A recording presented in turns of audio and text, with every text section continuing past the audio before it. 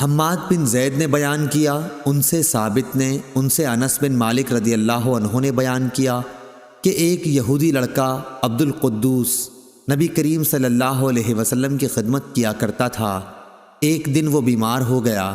آپ صلی اللہ علیہ وسلم اس کا مزاج معلوم کرنے کے لیے تشریف لائے اور اس کے سرہانے بیٹھ گئے اور فرمایا کہ مسلمان ہو جا۔ اس نے اپنے باپ کی طرف دیکھا، باپ وہیں موجود تھا۔ اس نے کہا کہ کیا مضائقہ ہے؟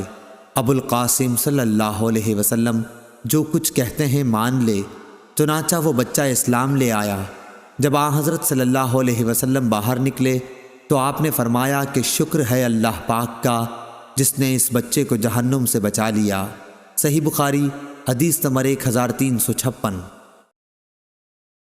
عبید اللہ بن زیاد نے بیان کیا کہ میں نے عبداللہ بن عباس رضی اللہ عنہ کو یہ کہتے سنا تھا کہ میں اور میری والدہ حضرت صلی اللہ علیہ وسلم کی ہجرت کے بعد مکے میں کمزور مسلمانوں میں سے تھیں، میں بچوں میں اور میری والدہ عورتوں میں۔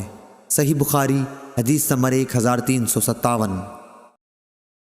شعیب نے خبر دی، انہوں نے بیان کیا کہ ابن شہاب ہر اس بچے کی جو وفات پا گیا ہو نماز جنازہ پڑھتے تھے، اگرچہ وہ حرام ہی کا بچہ کیوں نہ ہو، کیونکہ اس کی پیدائش اسلام کی فطرت پر ہوئی، یعنی اس صورت میں جبکہ اس کے والدین مسلمان ہونے کے دعوے دار ہوں۔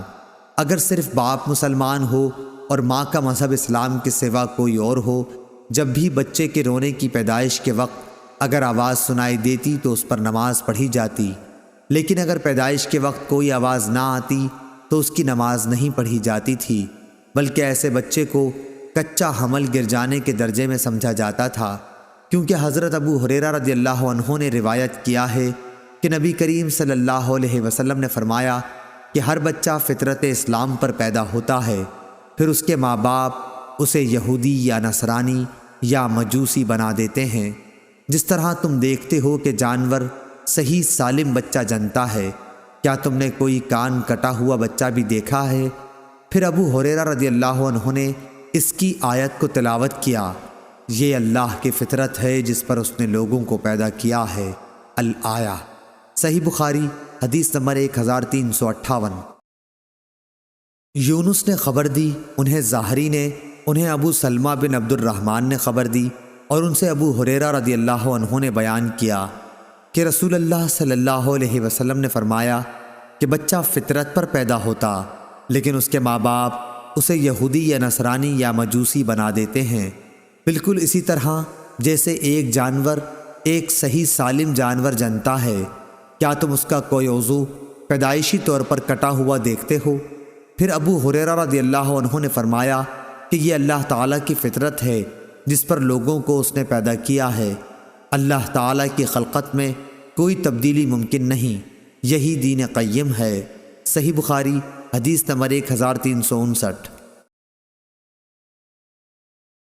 ابراہیم بن سعد نے صالح بن کیسان سے خبر دی، انہیں ابن شہاب نے، انہوں نے بیان کیا کہ مجھے سعید بن مسیب نے اپنے باپ مسیب بن حزن رضی اللہ عنہ سے خبر دی۔ ان کے باپ نے انہیں یہ خبر دی کہ جب ابو طالب کی وفات کا وقت قریب آیا تو رسول اللہ صلی اللہ علیہ وسلم ان کے پاس تشریف لائے۔ دیکھا تو ان کے پاس اس وقت ابو جہل بن ہشام اور عبداللہ بن ابی امیہ بن مغیرہ موجود تھے۔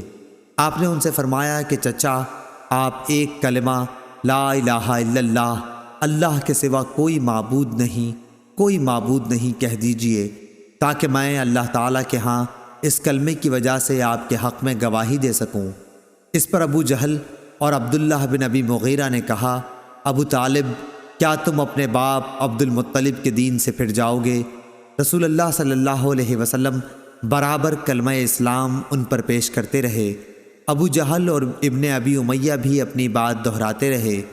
آخر ابو طالب کی آخری بات یہ تھی کہ وہ عبد المطلب کے دین پر ہیں۔ انہوں نے لا الہ الا اللہ کہنے سے انکار کر دیا۔ پھر بھی رسول کریم صلی اللہ علیہ وسلم نے فرمایا کہ میں آپ کے لیے استغفار کرتا رہوں گا تاکہ مجھے منع نہ کر دیا جائے۔ اس پر اللہ تعالیٰ نے آیت وما کان للنبی نازل فرمائی، سورہ توبہ آیت نمبر 113۔ صحیح بخاری حدیث نمبر 1360۔